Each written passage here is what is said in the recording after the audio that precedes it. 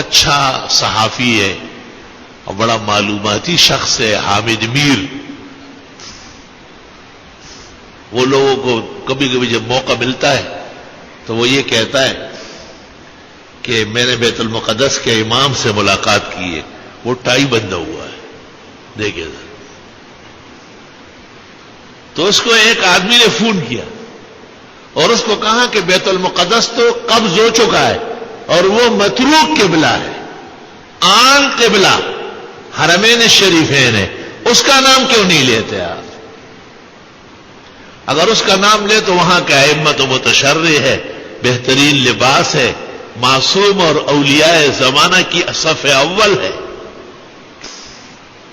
تو صاف ظاہر ہے کہ الحاد اور ٹائی کے بہانے فسق و فجور کی تبلیغ کے لیے بیت المقدس کا امام ڈھونڈا گیا. اس نے اس کے ساتھ ملاقات کی ہے، نہ کوئی وظیفہ لیا نہ کوئی دعا لی ہے، بس یہ دیکھ لیا کہ اس نے ٹائی باندھی ہے، اس میں اور یہودی میں کوئی فرق نہیں ہے، تو یہ بہت خوش ہو گیا ہے.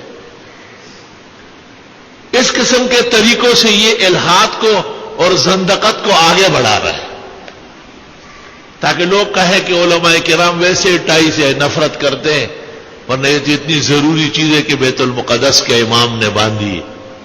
تو امام کعبہ اور امام مدینہ کا حوالہ آپ کیوں نہیں دیتے جو قیامت تک کے لیے قبلے بیت المقدس کی طرف منہ کر کے نماز پڑھنا علماء کہتے کفر ہے، منسوخ ہو چکا ہے.